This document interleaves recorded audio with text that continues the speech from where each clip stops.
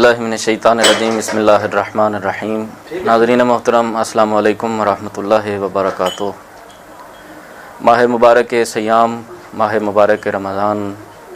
अल्लाह की रहमतों और बरकतों का महीना। ये वो महीना है कि जिस महीने के आगाज़ में, इससे कबल महीने में सैयदुल अंबिया हज़रत मोहम्मद मुस्तफ़ा सल्लल्लाहु अलैहि वसल्लम ख़त्मी मरतबत ने एक अज़ीम शान खुतबा इरशाद फरमाया और उस खुतबे में अपने सहाबा इकराम के अज़ीम शान मजमे में इरशाद फरमाया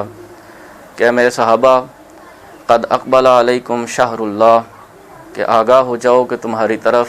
अल्लाह का महीना आ रहा है। ये वो महीना है कि जिस महीने में वो करीम परवरदिगार अपनी ज़ियाफ़त की तरफ हज़रत इंसान को बुला रहा है, अपनी मेहमान नवाज़ी की तरफ खालिक़ कायनात हज़रत इंसान को बुला रहा है। एक और हदीस मुबारका में सैयदुल अंबिया हज़रत मोहम्मद मुस्तफ़ा सल्लल्लाहु अलैहि वसल्लम इरशाद फरमाते हैं कि माह मुबारक रमज़ान में जो दस्तरख़ान के जिस दस्तरख़ान के ऊपर बंदे मोमिन और अब्द परवरदिगार की ज़ियाफ़त की जा रही होती है, वो दस्तरख़ान को इतना वसी और नेमात परवरदिगार से इस कदर पुर होता है कि सैयदुल अंबिया ने इरशाद फरमाया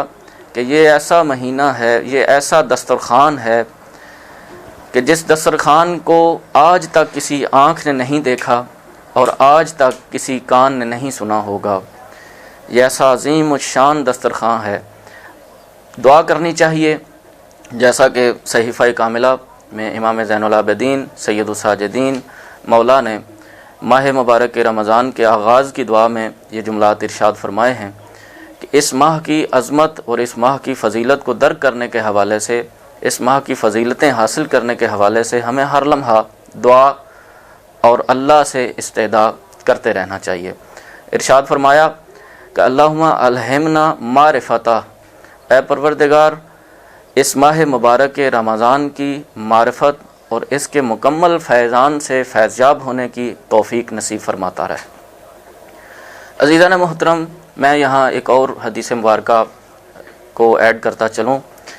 कि सरकार ख़त्मी मरतबत हज़रत मोहम्मद मुस्तफ़ा सल्लल्लाहु अलैहि वसल्लम इरशाद फरमा रहे हैं और अक्सर सैयदुल अंबिया ये इरशाद फरमाया करते थे। सरकार इरशाद फरमाते थे कि जो बंदा मोमिन इस माह मुबारक को दर्क करता है, वो करीम परवरदिगार उसे 5 किस्म की खूबियाँ, 5 किस्म की नेमात से नवाज देता है। सबसे पहले सैयदुल अंबिया ने इरशाद फरमाया, मेरे सहाबा आगाह हो जाओ कि जो शख्स इस माह मुबारक के रमज़ान को दर्क कर लेता है, उसे जो सबसे पहली नेमत अल्लाह तबारक व तआला की तरफ से मिलती है, इज़ा काना अव्वल यौमिर रमज़ान, कि जब माह मुबारक रमज़ान का पहला दिन होता है तो आवाज़ परवरदिगार आती है कि ए अब्दे परवरदिगार, मैंने अपनी नज़र रहमत के लिए तुझे मुख्तस कर लिया है। ये इतना बड़ा फैज़ान है, ये इतनी बड़ी नेमत है कि जिस नेमत के लिए बड़े बड़े उलमा, बड़े बड़े फ़ुक़हा तरसते हैं कि वो ए परवरदिगार अपनी रहमत ख़ास, अपनी निगाह ख़ास में हम सब को शामिल हाल फरमा ले। ये बहुत अजीम नेमत है। कोई इरशाद फरमाते हैं कि जो शख्स माह मुबारक रमज़ान को दर्क कर लेता है,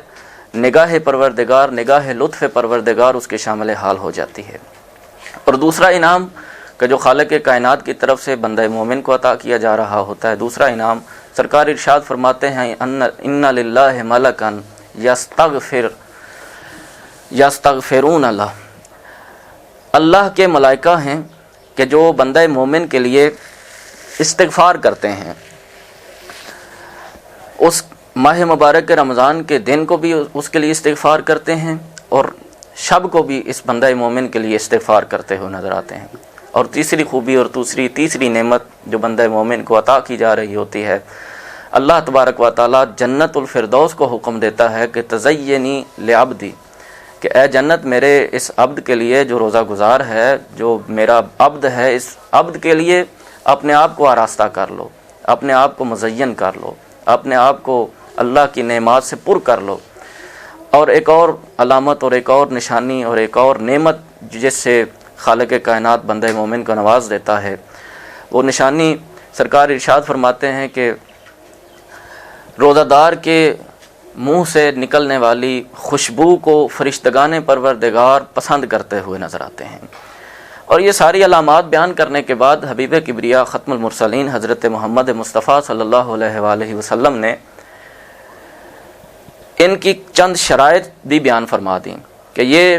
5 نعمات یا مختلف قسم کی جو نعمات اس ماہ مبارک کے رمضان میں حضرت انسان کو نصیب ہوتی ہیں، اس کی کچھ شرطیں ہیں، اس کی کچھ شرائط ہیں۔ ان شرائط میں سے سب سے پہلی شرط سرکار ارشاد فرماتے ہیں کہ جو بندہ یہ 5 نعمات پروردگار حاصل کرنا چاہتا ہے، اسے چاہیے کہ وہ ان شرائط کا خیال کرتا ہو نظر آئے۔ سب سے پہلی شرط